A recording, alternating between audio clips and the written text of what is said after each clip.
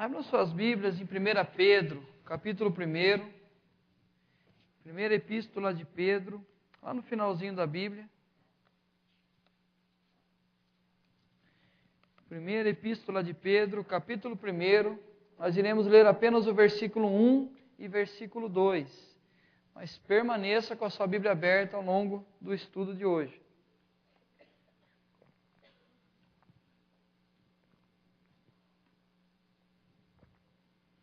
1 Pedro, capítulo 1, versículo 1 e versículo 2.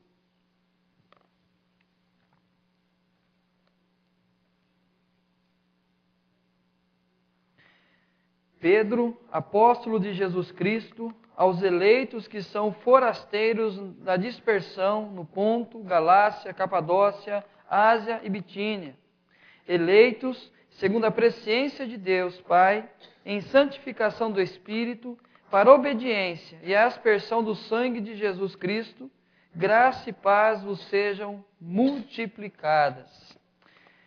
Queridos, esta frase, aversão aos cristãos, pode tornar-se uma perseguição aberta. Aversão aos cristãos pode tornar-se uma perseguição aberta. Até hoje, ao longo da história, nós sempre fomos perseguidos. O cristianismo tem, pela sua natureza, o próprio Cristo deixou claro isso, que nós seríamos perseguidos por consequência da nossa fé, daquilo que nós cremos, aquilo que Ele ensinou. E o desejo do nosso coração de viver isso na prática. Está horrível o meu microfone, não está? Ou só eu estou ouvindo ele? Tá bom?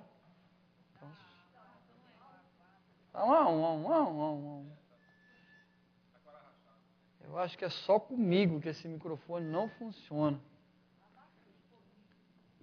Se eu abaixar, eles mandam levantar, né? Vamos ver.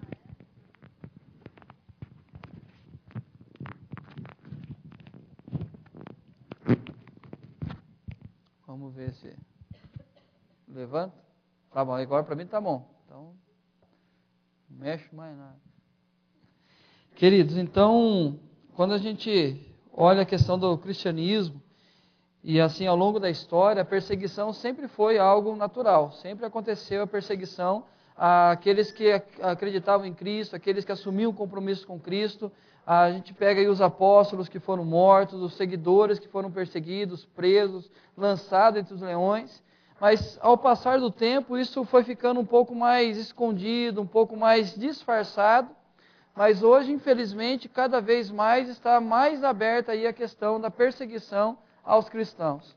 Talvez nós não sintamos tanto porque não é ao cristão em si a perseguição, mas aos valores cristãos. Para quem tem aí alguma conta aí nas redes sociais, percebe isso claramente todos os dias, como os valores cristãos estão sendo atacados por todos os lados. Quando você liga a televisão, quem assistiu qualquer programa essa semana, sendo programa de esporte, sendo programa de jornalismo, sendo programa de entretenimento, qualquer programa que você assistiu esta semana, valores cristãos foram afrontados o tempo inteiro. Então nós estamos sendo atacados por todos os lados. E aí quando nós pensamos no que nós estamos sendo atacados, os valores cristãos são questionados. Quantas vezes nós falamos daquilo que nós cremos, ou quantas vezes nós temos sido ameaçados para não falar aquilo que nós cremos, porque os valores cristãos hoje são questionados. Algum tempo atrás não se questionava. Aquilo que um pastor falava, aquilo que um sacerdote falava, aquilo que qualquer líder religioso falava na questão do que é ensinamento cristão, ninguém questionava. A família vivia aquilo de uma maneira natural, porque sabia que era um valor cristão. E hoje não, o que você fala é questionado. A vida cristã é colocada em xeque. Quantas vezes nós somos colocados num canto, por um grupo de pessoas que estão conversando sobre determinado assunto, e quando você dá a sua opinião, todos olham para você com um olhar diferente, e você se sente ameaçado com aquilo. Porque a maioria pensa diferente. Lá em Campinas quando eu estudava lá em 2001 até 2004, a Praça Central tinha um debate religioso. Várias religiões ali, vários líderes religiosos se encontravam ali na praça ao longo do dia e debatiam ali as suas questões, aquilo que era diferente um do outro. Mas quando nós íamos até lá e começávamos a conversar, e aí fica um monte de gente ao redor torcendo cada um por um ali. Mas quando as coisas começavam a ficar um pouco mais apertadas para os outros, porque os cristãos davam fundamento naquilo que respondia, aí o outro olhava e dizia assim, mas a igreja só quer dízimo, aí só quer dar dinheiro para pastor. Aí o que acontecia? Naturalmente, aqueles outros que estavam concordando com o cristão, passavam para o lado de lá. É verdade, isso aí é verdade. E aí então, quando nós colocamos os valores cristãos em conversas, a vida cristã é questionada, é colocada em xeque, por quê? Porque qualquer coisa que ele se levante contra aquilo que nós cremos, a maioria começa a concordar com eles. E também, a fé pode ser razão de discriminação. Nós somos discriminados hoje por consequência da nossa fé. Abandono da fé tem sido normal e contínuo. Quantas pessoas abandonam a fé, quantas pessoas abandonam a igreja, quantas pessoas deixam de testemunhar, deixam de andar com Cristo por causa da perseguição que tem no mundo hoje. Porque não suportam mais tudo isso que está acontecendo, e aí isso começa a entrar na sua mente, no seu coração, e a consequência enfraquece na fé, começa a faltar aos cultos, começa a questionar o que o pastor está pregando, começa a questionar o que a própria Bíblia diz, e a consequência disso, essas pessoas saem da igreja. E aí você vai encontrar vários livros sendo vendidos com o tema: por que não quero mais ir à igreja? Os 100 igrejas, o desafio de conquistar aqueles que saíram da igreja. Por quê? Porque cresce cada vez mais o número de pessoas que abandonaram a fé. Quantas pessoas você conhece de pessoas que andavam com Cristo? O pastor falou isso domingo. Quantas pessoas estiveram conosco aqui, hoje nem nenhuma igreja estão frequentando. Igrejas têm sido alvo de chacotas o tempo inteiro. Igreja tem sido motivo de chacotas o tempo inteiro. Quantas piadas você ouve falando de igreja? Quantas coisas você ouve dizendo acerca de igrejas? E eu fico impressionado assim que um tempo atrás um país fez uma caricatura de Maomé, e a consequência é que aconteceria uma guerra se ele não se desculpasse por aquilo que ele fez. Agora as pessoas falam da igreja, as pessoas zombam de Jesus e ninguém fala nada. Pastores tornam-se o centro das atenções, com acusações sem fundamentos. E aí nós assistimos reportagens onde não cristãos assumem aí coisa da justiça, e aí ele já é condenado pela própria justiça, ele assume uma posição agora de fazer a nova Constituição, de tomar decisões quanto a leis, e o outro que está lutando pela questão familiar, pela unidade da família, pela família ser cuidada, todo mundo levanta a acusação. E aí o que você mais vê é Marcos Feliciano na televisão. Qual foi a última reportagem que você assistiu de José Genuíno? E ele está ocupando um cargo importante, mesmo condenado pela justiça. Mas ninguém fala nada. Por quê? Porque Marcos Feliciano se levantou para falar da questão familiar. E se levantou contra aquelas coisas que corrompem os bons costumes. E aí então nós percebemos cada vez mais os pastores sendo menosprezados. E eu como pastor compreendo claramente isso, porque onde eu chego, você é pastor. É o quê? Pastor. E aí a gente tenta dar uma melhorada, fala pastor presbiteriano. Para não, pelo menos tentar diminuir a pressão em cima da gente. E aí isso cada vez mais se espalha. Queridos, isso traz alguns riscos para a gente. Primeiro risco, abrirmos mão da nossa fé. Como eu falei, tantos outros estão abandonando a fé, e nós também, por consequência dessa perseguição, podemos também abrir mão da nossa fé. Questionarmos os valores, os nossos valores. Quantas vezes nós começamos a questionar os valores que nós temos, que aprendemos através da Bíblia? Será que isso é verdade? Será que realmente não pode mudar isso? Afinal de contas, já faz mais de 20 séculos que a Bíblia foi escrita. Será que hoje não é diferente? Será que Deus não mudou? E também adaptarmos a uma nova realidade. Ontem eu ouvi uma coisa de uma mãe que me preocupou profundamente. Nós estamos falando sobre o resgate de alguns valores. E aí a mãe disse o seguinte, tem um filho de 3 anos. Aí ela falou assim, olha, eu não discrimino homossexual nenhum. De forma alguma eu discrimino e jamais vou condenar um homossexual. Porque afinal de contas eu sou mãe de um filho, homem, de 3 anos. Amanhã ele pode crescer e se tornar um homossexual. E aí como que eu vou condenar os homossexuais hoje, se o meu filho tem a possibilidade de ser um homossexual amanhã? Entenderam como que nós começamos a nos adaptar às mudanças que tem, aonde fere a questão do cristianismo, da nossa fé, da razão da nossa fé? E aí o que nós mais escutamos é assim, cristão é muito intolerante. Queridos, as pessoas não têm que se preocupar com a minha intolerância, mas com a minha tolerância. Porque se eu for tolerante a tudo isso, eu estou simplesmente dizendo, vão para o inferno tranquilamente. Eu não me importo com vocês. Eu não amo nenhum de vocês. Por mim, o que vocês escolherem está bom. Isso é a minha tolerância. Mas a minha intolerância é, Deus ama profundamente cada um de vocês. E Ele quer a mudança de vocês. Isso não somente na questão do homossexualismo, mas todo aquilo que nós conhecemos na nossa sociedade corrompida pelo pecado.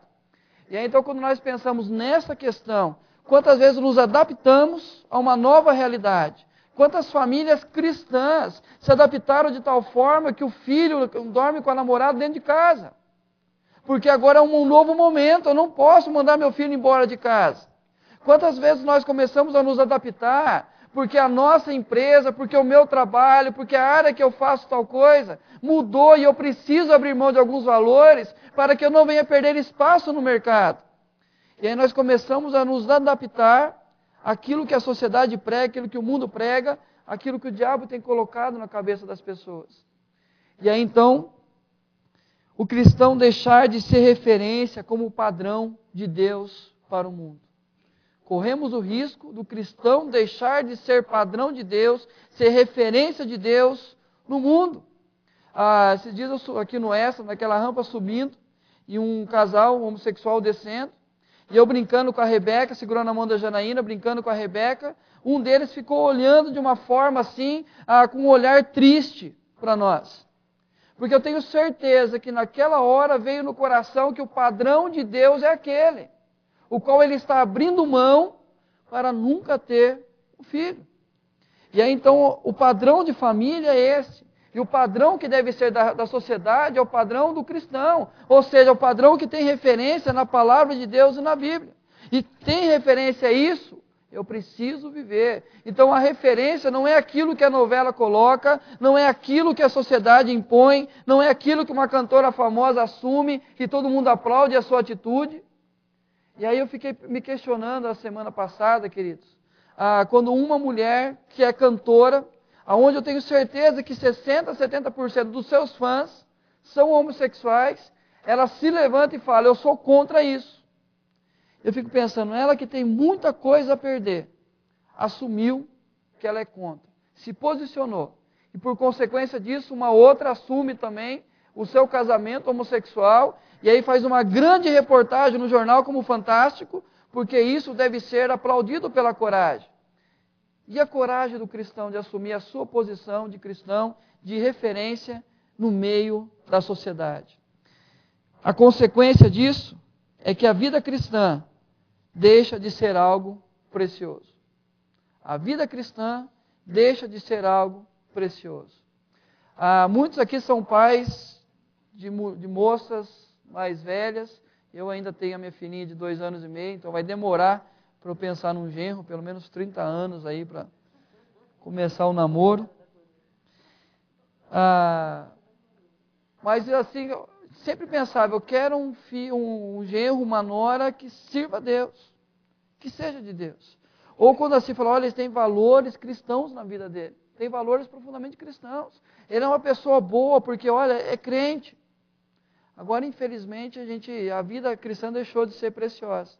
E aí as pessoas começam a ter medo de nós. As pessoas começam a se afastar de nós. Eu fui fazer o casamento agora do meu cunhado no sábado, e eu peguei o texto da criação do homem e da mulher.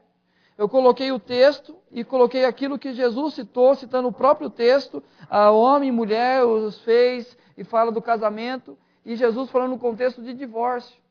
Aquele texto que foi criado de maneira perfeita, a criação de Deus, dizendo ali, homem e mulher, deixa sua casa, une sua esposa, torne-se uma carne. E aí Jesus cita a mesma passagem num outro contexto, onde fala de divórcio. E é interessante que começa a Bíblia dizendo sobre unidade. Jesus é questionado lá na frente sobre separação. E aí então a gente vê a consequência dessa mudança depois do pecado, depois da queda. E aquilo que a Bíblia fala da questão que é o plano de Deus ao homem, hoje é questionado baseado no pecado, e aí nós começamos a questionar. E aí então a vida cristã deixou de ser preciosa. A carta que nós lemos aí é a carta escrita por Pedro. E eu tenho certeza que cada um aqui conhece pelo menos uma história de Pedro, uma fala de Pedro, um momento da vida de Pedro. E nós sabemos algumas características que que é revelado de Pedro nos evangelhos. Como, por exemplo, alguém impulsivo demais. Alguém inquieto, ora destemido, ora covarde. Essa é a maneira que Pedro é revelado a cada um de nós. Alguém que se levantava para questionar as próprias palavras de Cristo, quando Cristo fala da necessidade da sua morte. Ele se levanta e questiona o próprio Cristo. Quando as pessoas zombam de Cristo, ele quer ir lá e acabar com essas pessoas. Pede que desça fogo do céu. Quando os soldados vêm prender Jesus, ele pega a sua espada e corta a orelha. Mas quando Jesus é preso, indo para a cruz, ele nega 3 vezes. E então nós olhamos revelando Pedro a nós como alguém impulsivo, alguém inquieto, alguém ora destemido, ora covarde. Mas é interessante que a sua carta, a carta que Pedro escreve, parece até ser um outro Pedro, porque ele mostra-se paciente, tranquilo e amoroso. Alguém paciente dizendo, olha, mesmo sendo perseguidos, fiquem tranquilos. Fiquem tranquilos, porque isso vai passar, isso vai acabar. E aí nós encontramos uma mudança radical. Alguém que tinha um temperamento, alguém que tinha a sua forma de pensar, a sua forma de agir, agora alguém totalmente transformado pelo poder de Deus para andar de uma maneira diferente, para viver de uma maneira diferente. E aí então os princípios que ele tinha outrora já não fazem parte da sua vida mais. Agora são outros princípios que ele tem, vindo agora do próprio Deus para ele. E ele tem consciência disso. E ao escrever a carta, ele demonstra exatamente isso. E assim como João é conhecido como o apóstolo do amor, Pedro é conhecido como o apóstolo da esperança. Aquele que de certa forma perdeu toda a esperança na crucificação de Cristo, agora ele é conhecido como o apóstolo da esperança. Se você ler toda a carta de Pedro, você vai encontrar palavras como alegria, graça, glória e sofrimento. A maior parte, graça, alegria e glória. Sofrimento poucas vezes vai aparecer. Mas quando aparecer a palavra sofrimento, em seguida aparecem as palavras glória, alegria e graça. Porque exatamente ele sabe a consequência daqueles que estão vivendo debaixo da fé, vivendo em Cristo Jesus, debaixo da fé que eles foram orientados, que eles foram ensinados, e por viver nesta fé, eles são perseguidos. E aí ele diz, olha, vocês estão sendo perseguidos, mas fiquem tranquilos, porque Deus está com vocês. E queridos, a palavra de Cristo, em Mateus, quando ele fala dos últimos tempos, ele fala que nós seríamos odiados pelo mundo. Nós não seríamos amados pelo mundo. Nós seríamos odiados. Mas aí então nós pensamos, como pode alguém perseguido, alguém maltratado, alguém rejeitado por tantos, agora poder viver de uma forma que se torne referência às pessoas. E aí somente experimentando o poder de Deus na vida. Somente experimentando uma mudança de Deus na sua vida. Eu creio que nós temos experimentado isso diariamente. Nós temos experimentado a mudança de Deus em cada um de nós. Senão nós não estaríamos aqui, senão nós não estaríamos buscando um conhecimento maior de Deus, nós não estaríamos cada dia mais desejando, como nós cantamos hoje, conhecer mais de Deus, entender que nós precisamos deste cuidado de Deus na nossa vida. Os destinatários desta carta, quem são eles? A frase que eu usei no começo aqui, aversão aos cristãos pode tornar-se uma perseguição aberta, pode ser dita também dos destinatários daquela carta. Em Roma, a perseguição era mais forte, mais presente. O imperador Nero perseguia mais constantemente aqueles que estavam em Roma. Mas Pedro sabia que essa perseguição seria espalhada por todos os lugares. E aí como ele começa a carta dizendo, aos forasteiros da dispersão no Ponto, Galácia, Capadócia, Ásia e Bitínia. Ou seja, aqueles que estão longe, mas entendam uma coisa, vocês estão longe, mas a perseguição irá chegar também até vocês. Queridos, se você ainda não foi perseguido, a perseguição também chegará até vocês. E aí quando nós pensamos nessa perseguição que chegará até nós, qual será a nossa atitude? Qual será a nossa resposta àquilo que vão levantar contra nós? Acusando a nossa fé, nos acusando de pessoas que discriminam, que rejeitam, pessoas que cometem atos de violência contra aqueles que não creem da maneira que nós cremos. E aí vão aí os pastores dar entrevistas aí em vários canais, vários programas. E aí quando nós olhamos, os repórteres em todo o tempo, acusando, apontando, tentando achar uma falha. E aí isso vai chegar também, pessoal, em cada um de nós. De uma forma mais próxima a cada um de nós. Se já não chegou na nossa casa, no nosso trabalho, na nossa roda de amigos, onde as pessoas vão começar a questionar aquilo que nós cremos, aquilo que nós queremos viver. Queridos, o que essas pessoas aqui que Pedro escreve a carta precisavam era apenas de encorajamento. O que a igreja de Cristo precisa é de encorajamento. De ter alguém que encoraje, alguém que direcione, alguém que diga, olha, vai e faz. Porque parece que nós estamos temendo demais. Nós temos medo de um processo, nós temos medo de uma prisão, nós temos medo de sermos rejeitados pelos amigos, de não fazermos parte mais de um grupo. E aí então nós precisamos ter um encorajamento diário na nossa vida. E é exatamente isso que Pedro faz através dessa carta. Encorajar aqueles cristãos a viverem a verdade do reino de Deus.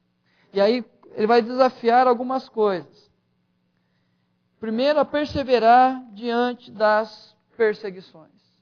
Perseverar diante das perseguições. Eu não sei quantos que viram no meu Facebook, o dia que eu coloquei, que nós somos fruto de uma geração onde os nossos pais foram ausentes. Nós tivemos o que era material, nós tivemos o alimento, o sustento, muitos de nós tivemos a possibilidade de estudar, mas o pai e a mãe era algo distante de nós. Nós lembramos do nosso pai apenas com uma palavra dura, uma palavra de repreensão, a nossa mãe com a preocupação de cuidar de tudo, mas sem tempo para ficar com a gente. E aí quando nós pegamos a nossa geração cheio de problemas, cheio de distúrbios, cheia de carências emocionais, e aí nós então sentimos falta disso. Porém, quando nós pensamos na nova geração, nós queremos continuar tirando o direito dessas crianças de terem um pai e uma mãe educando. Um pai e uma mãe demonstrando amor. O pai e uma mãe demonstrando a eles a referência do que é ser família. Por que eu coloquei isso? Porque alguém colocou a seguinte frase. Uma criança adotada por um casal homossexual foi abandonada por um casal hétero. E aí diversas pessoas curtiram, compartilharam, concordaram com aquilo. Aí eu terminei com a seguinte frase: quer uma referência? Pegue a mim e a minha esposa como referência.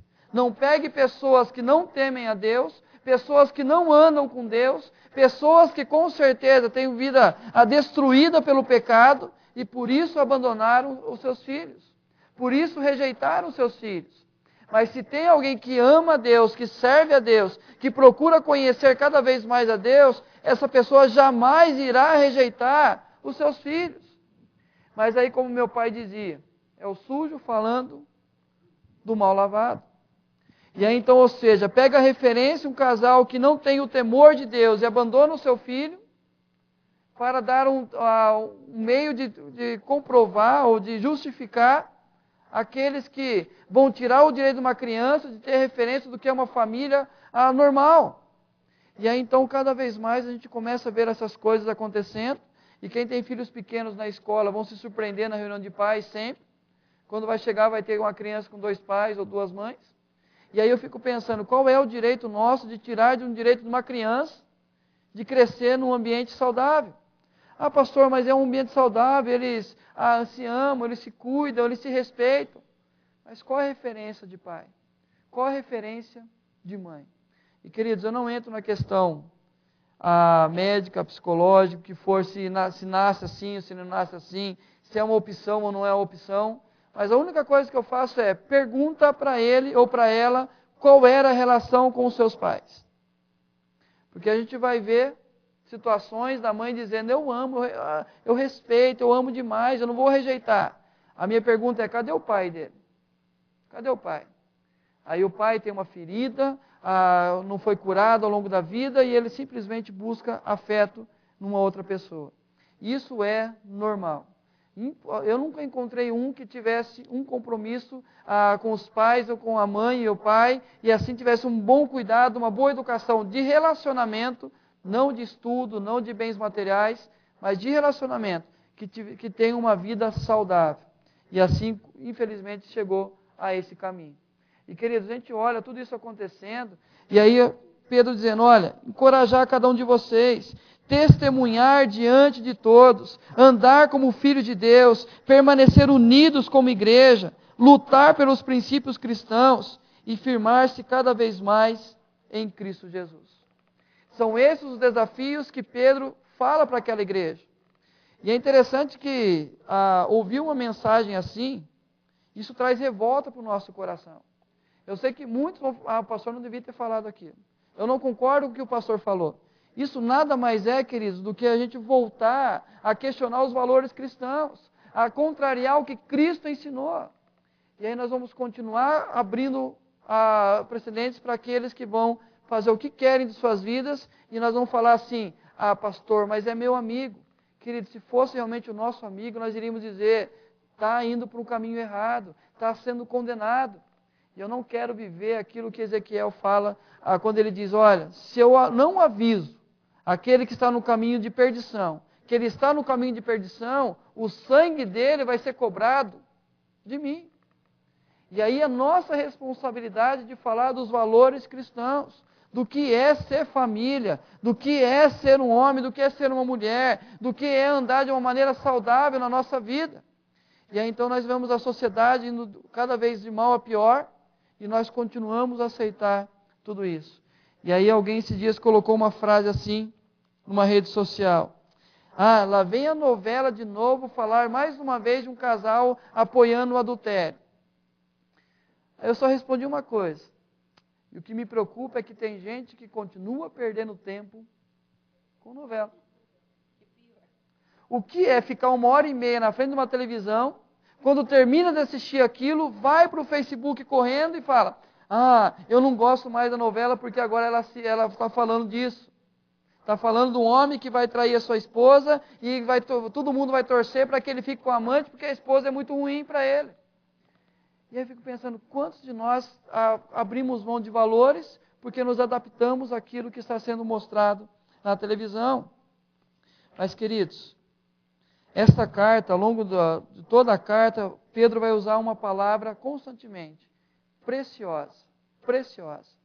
O que Pedro vai utilizar o tempo todo é preciosa. Alguns textos que ele fala, por exemplo, capítulo 1, versículo 7. Para que uma vez confirmado o valor da vossa fé, muito mais preciosa do que ouro perecível. Capítulo 1 ainda, versículo 19. Mas pelo precioso sangue, como de cordeiro sem defeito e sem mácula, o sangue de Cristo. Capítulo 2, versículo 6. Eis que põe em Sião uma pedra angular, eleita e preciosa. Versículo 7.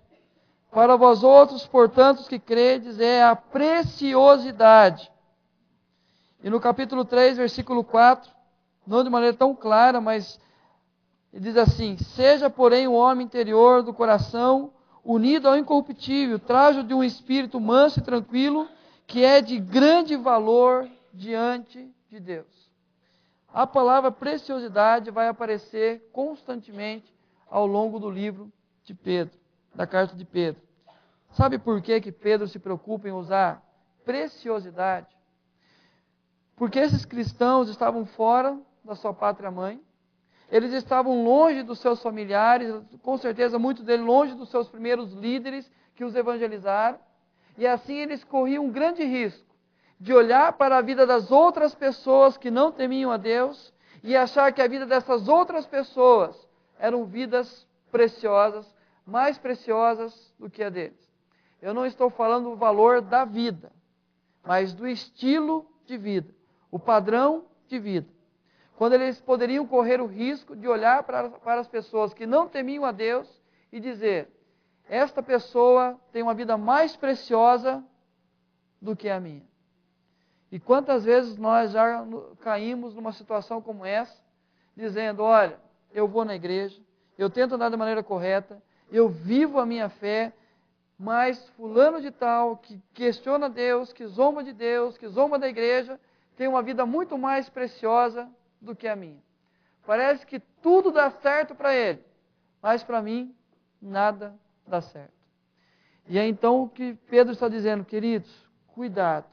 Quando vocês olharem para a vida de vocês, entendam uma coisa: a vida de vocês é muito mais preciosa do que a vida daqueles que andam longe da presença de Deus. E é isso que nós precisamos viver na nossa vida.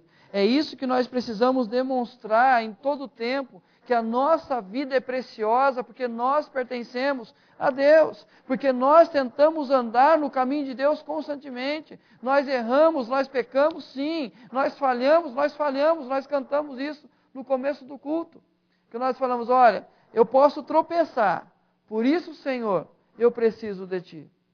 E é isso que nós devemos dizer: olha, eu erro tanto quanto outras pessoas erram, mas eu tenho consciência que eu preciso de Cristo na minha vida. E uma das conversas que eu tive com uma pessoa que questionava valores cristãos, ela termina colocando o seguinte versículo: amarás o Senhor teu Deus de todo o teu coração, toda a tua alma, toda a tua força, e amarás também o seu próximo como a ti mesmo. Foi a maneira que essa pessoa tentou me colocar na parede. Ó, você precisa me amar. Eu disse: mas primeiro você precisa amar a Deus de todo o seu coração, de toda a sua alma, de todo o seu entendimento.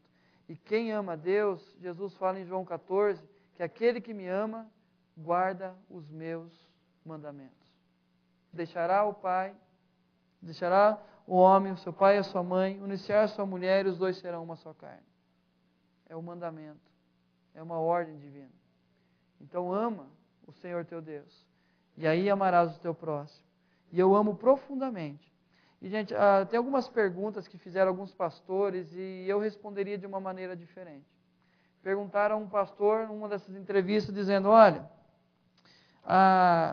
se o meu Deus for o seu Deus, eu espero que Ele lhe perdoe. Eu responderia da seguinte maneira: se o seu Deus é o revelado na Bíblia, então é o meu Deus, então Ele vai me perdoar. Porque qual é o Deus que essa repórter colocou? Que a jornalista questionou o pastor. E a outra é: se você tivesse um filho homossexual, o que você faria?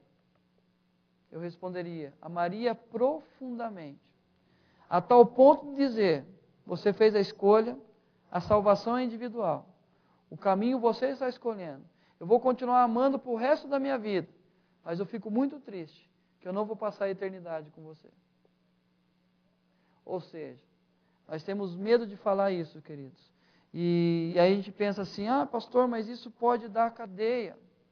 Queridos, prisão, a gente tem.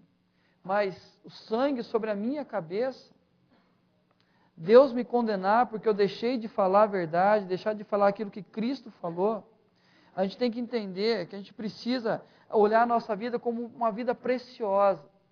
E aí Pedro vai dar algumas características, algumas coisas que Cristo deu para nós, para que nos comprovasse que nós temos uma vida preciosa.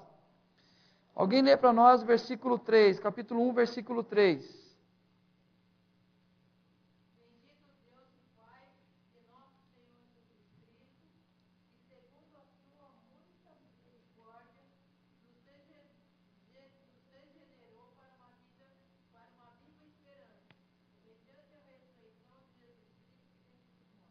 Ou seja, nossa vida é preciosa porque nós somos regenerados por Jesus para uma viva esperança.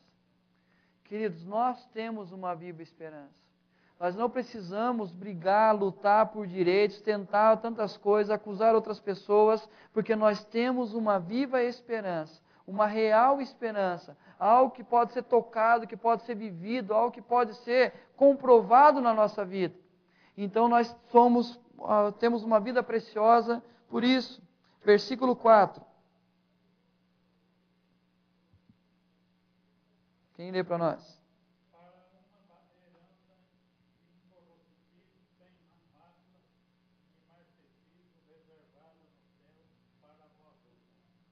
Herança incorruptível.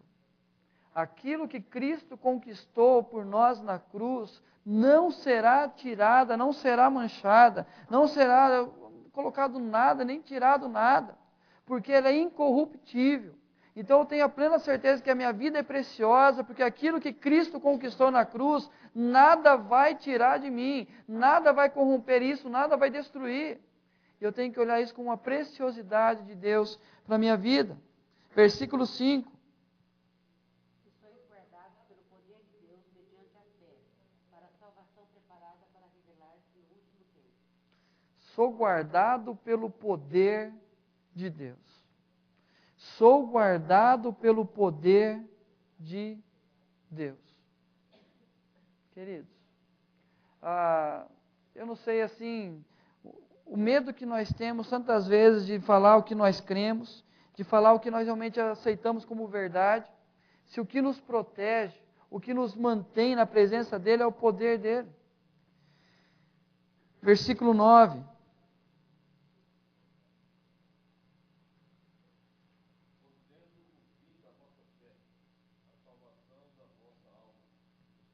Salvação da nossa alma. Uma vida preciosa. Nós somos salvos por Cristo Jesus e nada pode tirar de nós essa salvação. Versículo 18 e 19, capítulo 1 ainda. Sabendo que não foi mediante coisas corruptíveis, como prata ou ouro, que fostes resgatados do vosso sujo procedimento que vossos pais nos negaram, mas pelo precioso sangue, como de cordeiro, sem defeito e sem mácula, o sangue de Cristo. Tem a redenção pelo sangue de Cristo Jesus, Filho de Deus, que veio até aqui, passou por tudo que passou, cumpriu toda a lei, entregou a sua vida na cruz, derramou o seu precioso sangue. Nós temos a redenção, ou seja, o preço foi pago para que nós pudéssemos agora ser de Deus. Queridos, o pastor citou bastante aqui, no domingo, a palestra que nós assistimos, semana passada em São Carlos, o pastor que falou com a gente, ele sempre citava a seguinte frase: eu morri por vocês, vocês morrem por mim. Eu morri por vocês, vocês morrem por mim. É o que Cristo nos ensinou. Quando a gente fala assim, Cristo nos chamou de amigos, nós ficamos felizes. Quando fala que Cristo, ele fala assim, olha, eu já não vos chamo de servos, mas amigos. Porque o servo não conhece a vontade do seu Senhor, mas os amigos sim. Então nós nos alegramos de sermos amigos de Cristo Jesus. Mas ele fala assim, o amigo dá a vida pelo seu amigo. Vocês são os meus amigos. Cristo está dizendo, eu sou amigo de vocês, eu dou a vida por vocês. Vocês são os meus amigos, vocês devem dar a vida por mim. E aí nós entendemos aquilo que Cristo fez na cruz, nos reconciliando com Deus. Eu preciso dar a vida por outras pessoas, para que essas pessoas sejam reconciliadas com Deus. Queridos, eu citei aqui a questão do homossexualismo, mas quantos outros valores dentro da nossa casa, de famílias que nós conhecemos, estão se corrompendo e nós não questionamos nada. Só para a gente ter uma noção disso, eu tenho uma classe aqui no domingo, na escola dominical, de jovens casais. E aí o que eu fiz? Eu com o Fábio ali, inventamos um casal. O tema é um casal fictício baseado em fatos reais. Então nós elaboramos algumas crises que esse casal vive. Nós trazemos o contexto dessa conversa para os jovens casais. E a partir disso, os jovens casais começam a orientar esse jovem casal fictício de como deve ser tomada uma atitude, do que eles devem fazer, o que é certo, o que é errado, como devem corrigir. E alguns dias atrás, nós iríamos falar sobre sexo, e a gente colocou o seguinte texto. O marido chega em casa, depois do futebol com os amigos, já um pouco tarde da noite, e ele encontra a sua esposa dormindo em frente ao computador, vendo filmes pornográficos. E aí então ele fica meio inseguro e vai dormir. E outro dia ele procura o seu amigo para conversar sobre isso, e ela também acorda assustada porque viu que o marido chegou. E aí quando a gente jogou para uma sala, a gente tem uma média de 20 casais, 23 casais ali. A minha surpresa foi, todo mundo começou a conversar, a debater, mas ninguém questionou o fato de que uma mulher assistia filmes pornográficos. Normalmente é o homem. E ninguém questionou. Isso me preocupou profundamente. Obviamente que, não dizendo que ali elas assistem, mas é uma coisa normal na sociedade. Porque vai num salão de cabeleireiro, está lá uma pessoa conversando, vai na empresa onde está ali, alguém cita o que estava acontecendo, então se tornou algo normal. Então já não se questiona mais, porque era o homem o caçador, porque era o homem que era ali, então o homem corria atrás dessas coisas. E nenhuma pessoa questionou o fato de uma mulher estar fazendo isso. E então quando a gente pensa nessa questão, a gente vai percebendo assim, olha, como as coisas estão mudando, como os valores estão mudando. E aí então eu sempre falo assim, aqui não tenho o costume de dar bênção, né? Porque eu vejo a Rebeca dando bênção para algumas pessoas, as pessoas ficam perdidinhas. Olha para mim, pastor, o que eu faço? Ela chega a mãozinha assim para a pessoa fica perguntando, o que eu faço aí? Porque assim, mais para a nossa região, aqui alguns têm esse costume, mas é assim, ver tio, encontrar tia, era só bênção tio, só bênção tia, pai, mãe. Antes de dormir, eu lembro da minha mãe assim, minha mãe ia deitar, eu e minhas irmãs assim, bênção mãe, dorme com Deus filho. Era assim, comum. Chamar o outro era Senhor. Alguns brigam comigo porque eu chamo todo mundo de senhor e as mulheres, logicamente, eu não chamo de senhora. Mas eu falo assim, tem aqui o Barone, o Mané. Falo, viu, senhor, não é senhor, por favor, não é senhor. Mas eu cresci dessa maneira, eu aprendi dessa maneira. Aprendi, entrava na sala de aula, sentava, entrava a professora, qual que era a nossa atitude?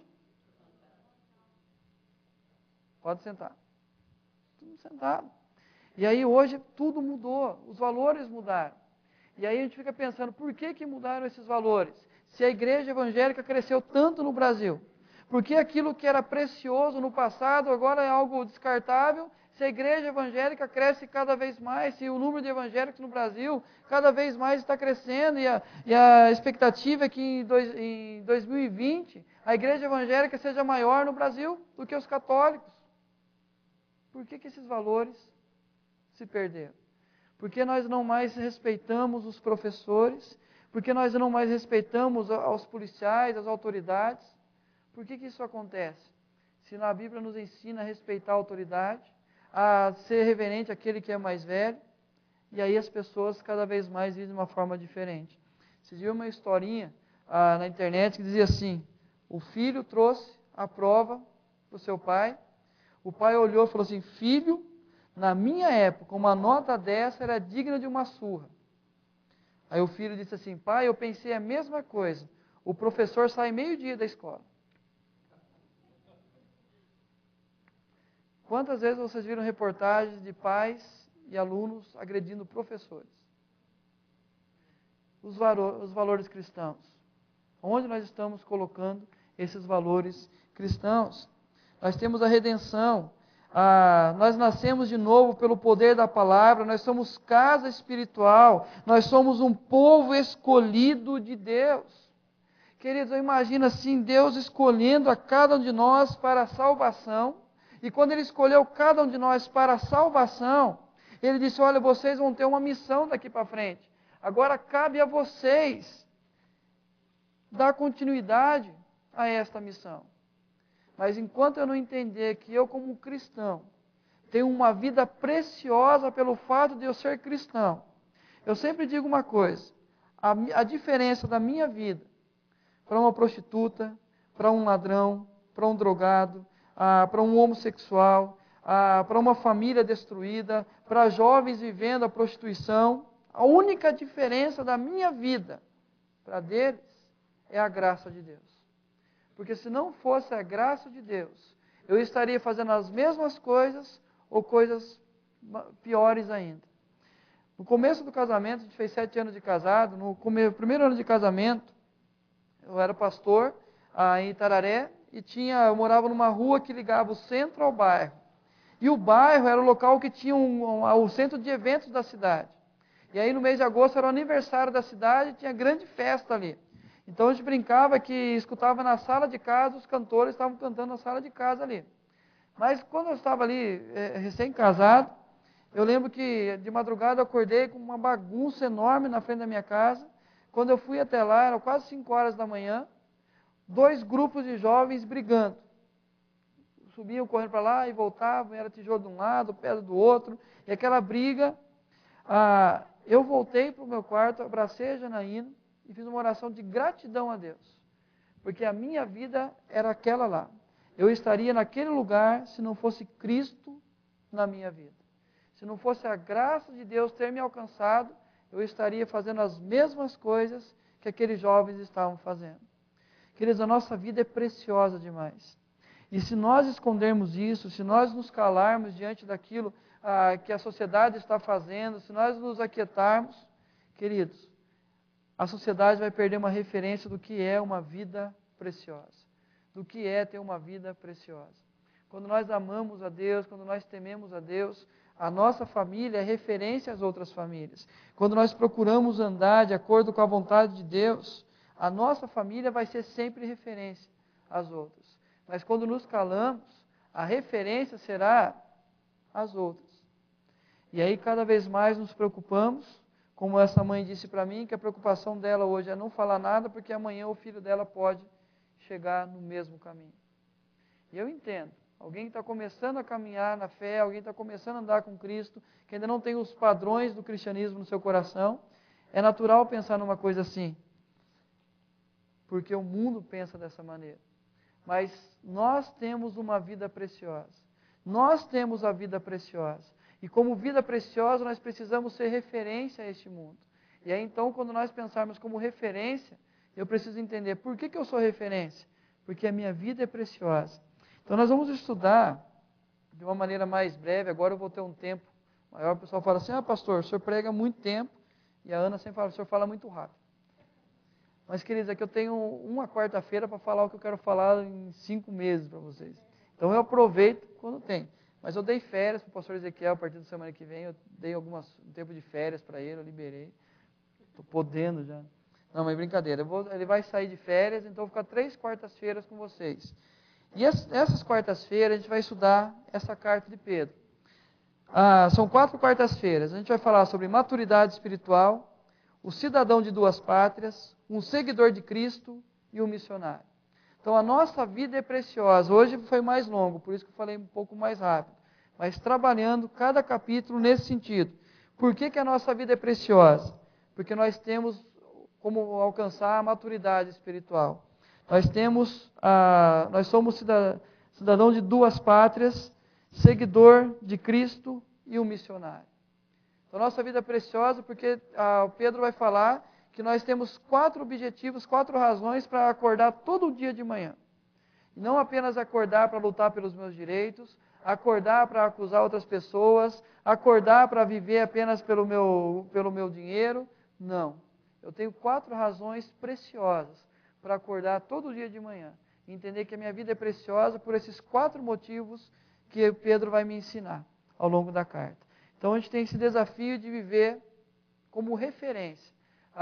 É o que Paulo falou a Timóteo. Timóteo, não permita que venha desprezar o fato de você ser jovem. Não permita que o fato de você ser jovem seja desprezado por eles. Mas antes, você deve ser o padrão para eles. Na palavra, na fé, no procedimento e no amor. Você tem que ser o padrão para eles. Palavra, procedimento, fé, ou seja, nós somos o padrão do mundo. E não o mundo deve ser aquele que é o padrão para cada um de nós. Então nós temos que amar profundamente todas as pessoas. Amar tanto essas pessoas a ponto de querer o melhor para elas. E como eu disse no começo, elas não têm que se preocupar com a minha intolerância, mas com a minha tolerância. Porque é a minha tolerância que vai permitir que casamentos sejam desfeitos, é a minha tolerância que vai permitir com que jovens entrem na prostituição, entrem na vida de droga, com que pessoas optem pelo homossexualismo, famílias vão ser destruídas porque eu sou tolerante demais. Então a grande preocupação não é a minha intolerância com essas coisas, mas o tanto que eu sou tolerante com tudo isso. E queridos, falando assim, parece que o pastor discrimina, rejeita. Não. Eu tenho um tio homossexual, tenho uma cunhada hoje homossexual e tenho uma prima homossexual. E aí, esses 3 já ouviram claramente qual é a minha opinião e estão continuando a ouvir qual é a minha opinião, a opinião da Janaína. Quem vem na reunião de oração e já pegou o pedido da Janaína sabe que ela está orando por isso há algum tempo. Mas o que eu não vou deixar de fazer é lutar pelos valores da família. Porque a família é projeto de Deus. E essas pessoas têm consciência disso. No casamento que eu fiz sábado, eles estavam lá. E eles ouviram claramente qual é o plano de Deus para o homem e para a mulher. Então é apenas uma área da sociedade que está mais evidente. Mas outras áreas também precisam de padrões cristãos para que elas possam viver. Nós fazemos o trabalho no Igaçaba. Na quarta-feira retrasada, uma discussão horrível entre um homem e uma mulher. De jogar coisa, de escutar barulho, de briga mesmo. Aí uma pessoa disse assim, não é marido e esposa não, é mãe e filho.